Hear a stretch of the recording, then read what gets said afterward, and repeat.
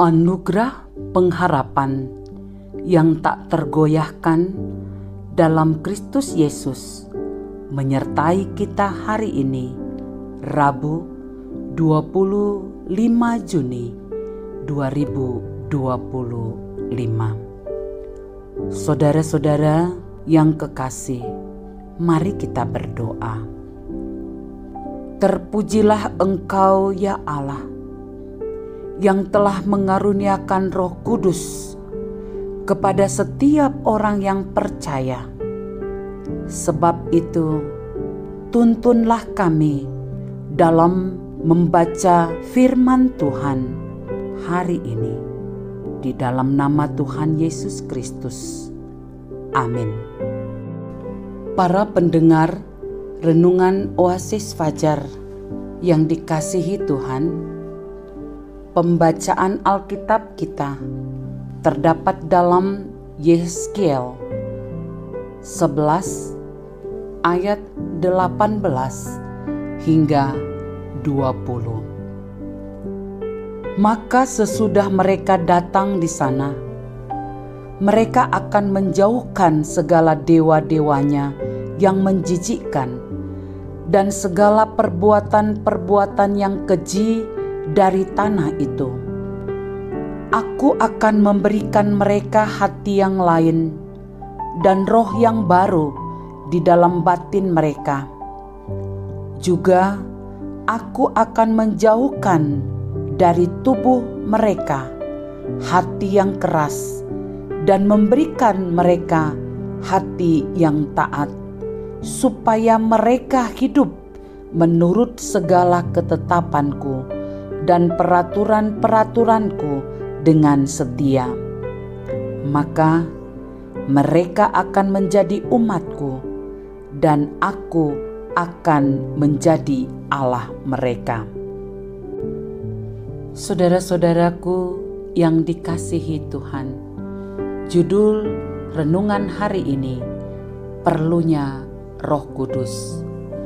Ayat penekanan pada ayat 19, Aku akan memberikan mereka hati yang lain dan roh yang baru di dalam batin mereka.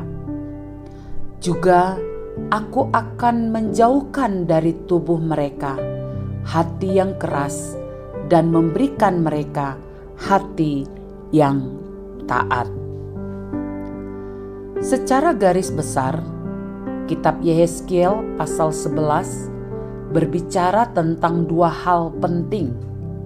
Yang pertama, penghukuman yang akan menimpa pemimpin dan penduduk Yerusalem karena kejahatan hati mereka yang menyembah berhala. Yang kedua, berbicara tentang pemulihan yang ditegaskan dengan pemberian hati dan roh yang baru.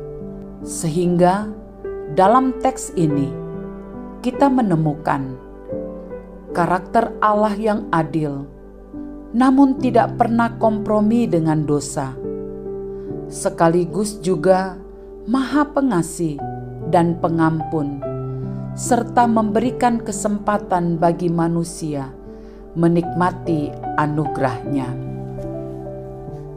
Dalam pembacaan ini mengatakan bahwa Allah sanggup mengubah hati setiap orang dengan kuasa Roh Kudus-Nya.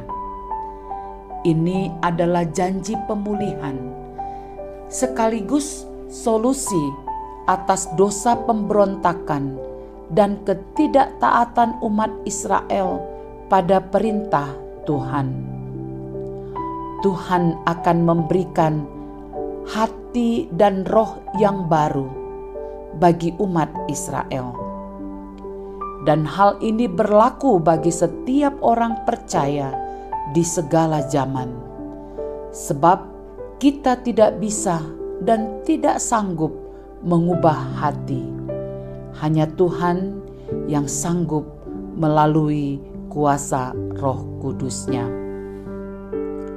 Tuhan tahu bahwa manusia tidak mampu mengubah sikap hati, sehingga Allah memberikan solusinya, yaitu memberikan hati dan roh yang baru. Lalu pertanyaannya adalah, apa perlunya Roh Allah bagi orang yang ditebus? Tuhan Yesus dalam pengajarannya secara eksplisit menyatakan bahwa kita perlu Roh Kudus dengan tujuan agar, dan kalau Ia datang, Ia akan menginsafkan dunia akan dosa, kebenaran, dan penghakiman. Yohanes 16 ayat 8. Artinya bahwa kita perlu Roh Allah untuk mengingatkan kita agar meninggalkan dosa. Kita perlu Roh Kudus agar kita bisa hidup dalam kebenaran.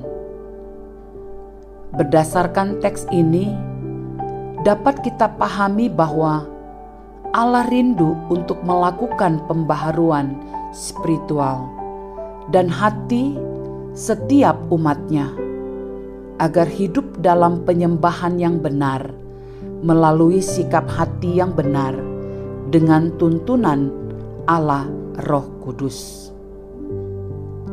Penegasan: hati dan roh yang selalu terhubung dengan Allah Roh Kudus akan menuntun pada keselamatan kekal dan kebenaran sejati, yaitu Yesus Kristus. Saudara-saudaraku, mari kita berdoa.